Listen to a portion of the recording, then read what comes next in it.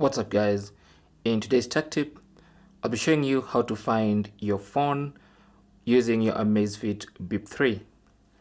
Now you can use your Amazfit Bip 3 to find your lost or even misplaced phone, and to do this simply go to the watch, go to the menu by pressing on the crown on the side, and then scroll all the way down to more, tap on more and scroll down until you find the find phone item.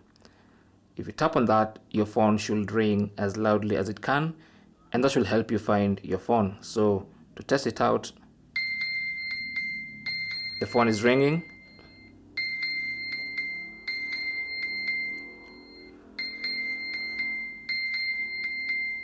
Once you find the phone, you can simply tap on that X to stop the ringing, and that's how to use your Amazfit Bip 3 to find your misplaced or lost phone.